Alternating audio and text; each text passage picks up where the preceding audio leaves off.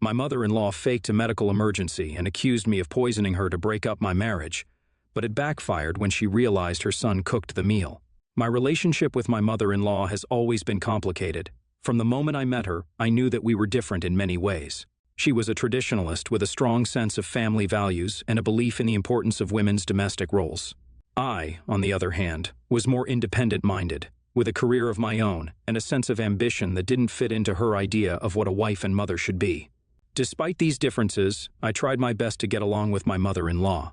I wanted her to like me and see that I was a good partner for her son, but there was always tension between us, a sense that we were never quite on the same page. My relationship with my husband was different. We had a strong connection from the start, a deep love that had grown over time. He was my best friend and my soulmate, the person I turned to for support and comfort.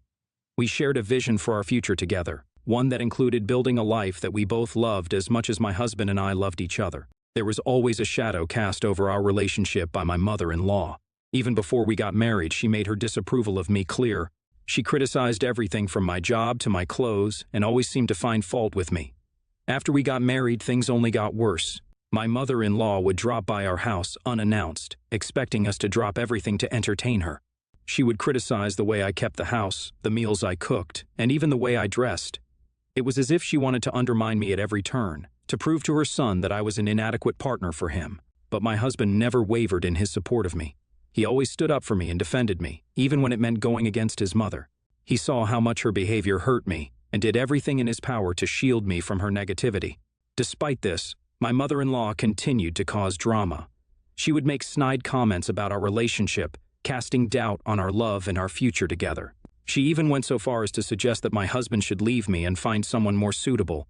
It was exhausting and hurtful, and it felt like no matter what I did, I would never be good enough for my mother-in-law.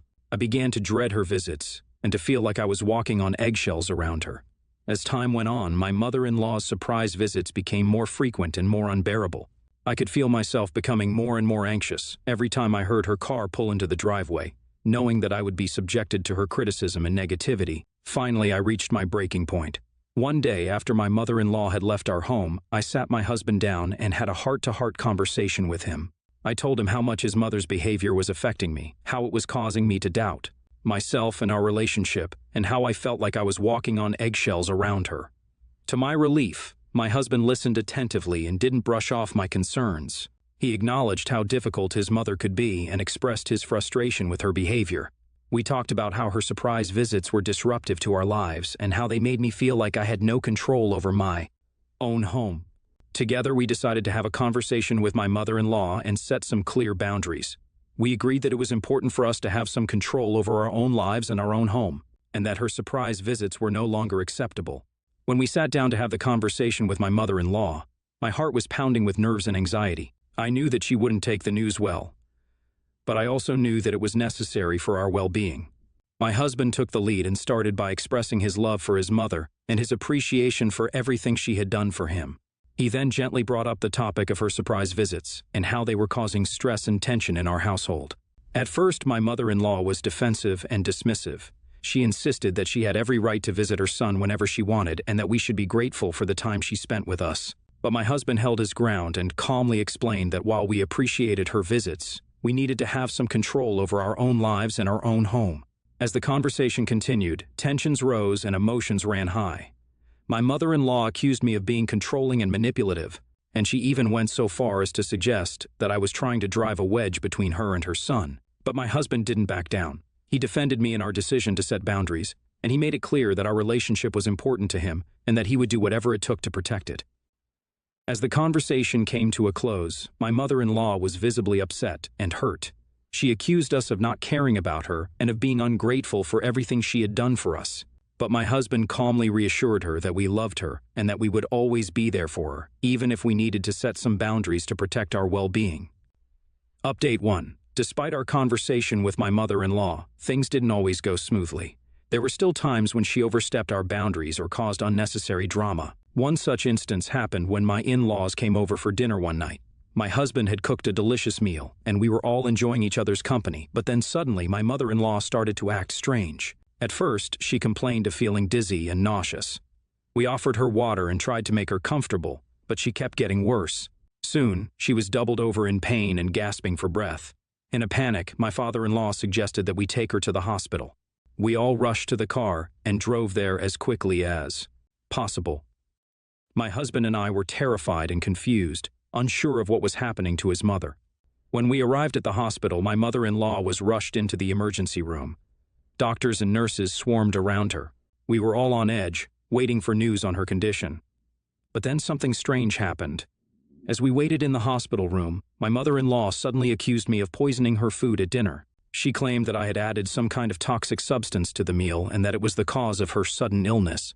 My husband and I were dumbfounded. We knew that it was impossible, as he had cooked the meal himself, and we had all eaten the same food. But my mother-in-law was insistent, and she even went so far as to call the police to report me for poisoning her. It was a surreal and traumatic experience. My husband and I were in disbelief, trying to defend ourselves against these outrageous accusations. We were exhausted and emotionally drained from the whole ordeal. As the doctors began to examine my mother-in-law, they quickly realized that there was nothing wrong with her. They ran a series of tests, but everything came back normal. It was clear that she had fabricated her symptoms in an attempt to make us look bad and get her son to leave me. My mother-in-law's plan to get her son to leave me backfired badly. Instead of driving us apart, her accusations brought us closer together as a couple. My father-in-law was in disbelief.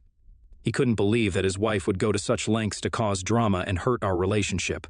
He apologized profusely and assured us that he had no idea that she was planning something like this. My husband and I were shocked and hurt. We couldn't understand why my mother-in-law would do something like this, especially after we had just had a conversation about setting boundaries. It felt like a betrayal, and it was hard to come to terms with the fact that someone we loved and trusted could behave in such a manipulative and hurtful way. We were also relieved that the truth had come out, but the damage had already been done. Our relationship with my mother-in-law was irreparably damaged, and it was clear that we needed to keep her away from us in the future. As we left the hospital that day, I couldn't help but feel a sense of sadness and disappointment. I had always hoped that my relationship with my mother-in-law would improve over time, but it seemed like we were destined to be at odds with each other. When we reached home, a heavy silence hung between my husband and me. I could tell that he was feeling guilty and ashamed of his mother's behavior, and I didn't know what to say to make him feel better. Eventually, we arrived home, and my husband sat me down on the couch. He looked at me with pained eyes and said, "I'm sorry. I'm sorry for everything that's happened. I'm sorry that my mother treated you so poorly, and I'm sorry that I didn't do more to stop it." I can feel tears stinging at the corners of my eyes, but I refused to let them fall. Instead, I simply nodded my head and told him that it wasn't his fault, that he can't control his mother's actions. My husband shook his head and said that he knows that, but he should have done more to protect me, that he should have put his foot down and set clear boundaries with her. He said that he should have been a better husband. I reached out and took his hand and told him that he is a great husband, and that he has always been one. I told him that this wasn't his fault, and he couldn't have known that she would do something like this. He looked at me with a mix of gratitude and sadness in his eyes. He said that he just felt like he had let me down. He said that he wanted to give me the perfect life, but instead he brought me into this mess. I squeezed his hand reassuringly and told him that he didn't bring me into anything, that I chose to marry him because I love him, and I know that we can get through this together. We sat in silence for a few moments, just holding hands and trying to process everything that had happened. Finally, my husband spoke up again. He promised me that he would do better and that he will stand up for me and cut his mother off completely. I looked at him with a small smile on my face. I told him that I knew he would do it and that I would always be here to support him no matter what happens. Mother-in-law is emotionally abusive and manipulative. Crazy woman. Cut her off immediately. NTA.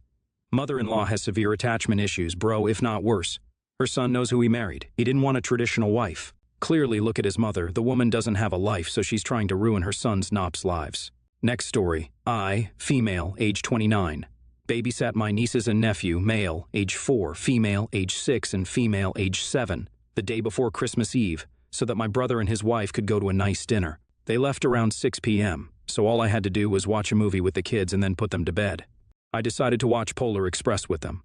All went well, and they were very excited about the movie, but I figured that was just kids being excited.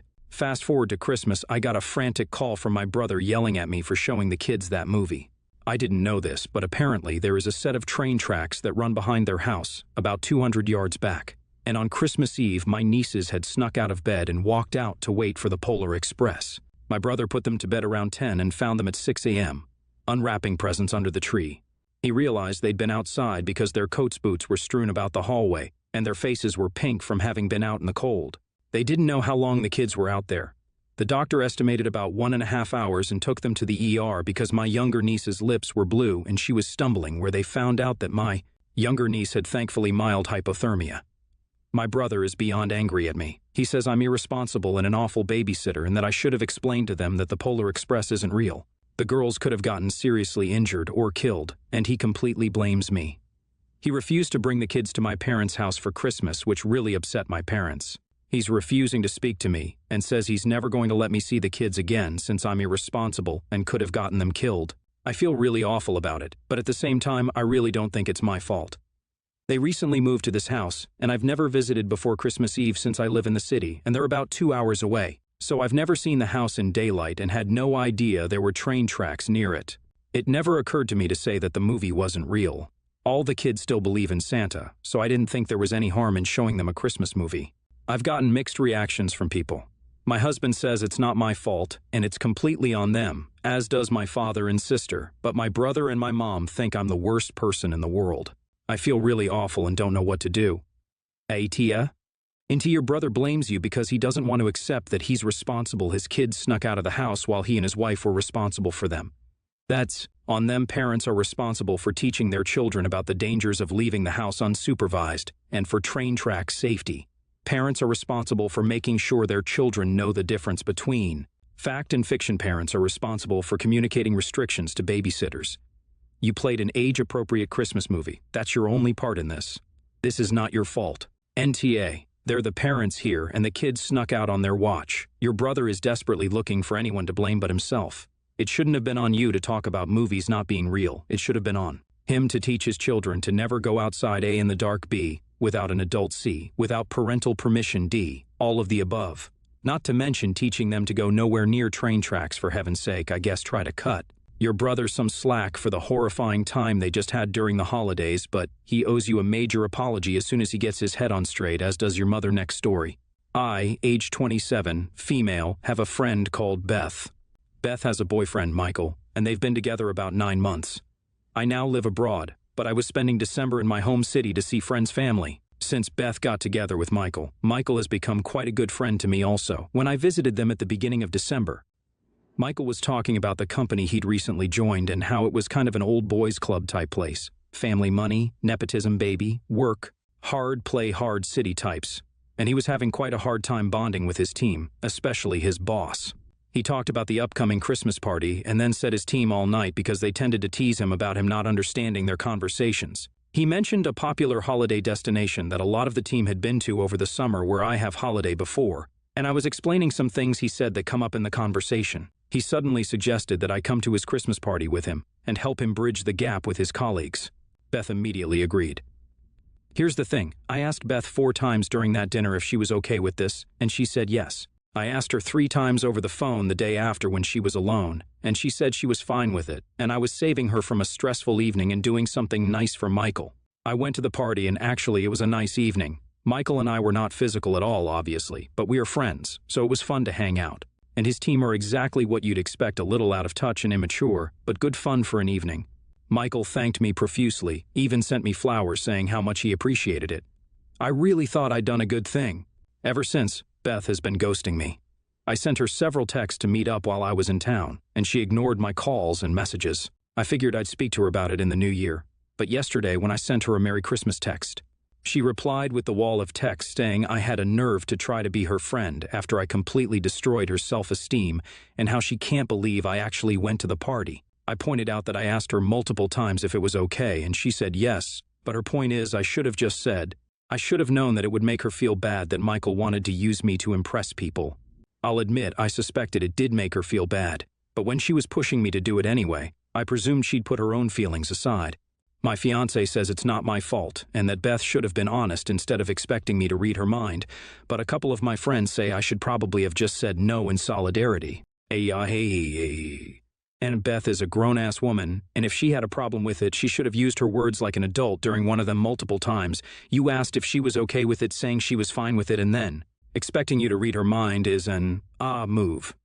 She sounds very mature. You helped out a friend. That's it. If she has a problem with it, she should take it up with Michael. I was waiting for the part where Beth was not available to go, like out of town or something. Michael is an a-hole for asking someone else to pose as his girlfriend because presumably you're more conventionally attractive than his real and completely available girlfriend. You for not realizing this was weird and rude to her, her gentle one. For not speaking up that she wasn't okay with it.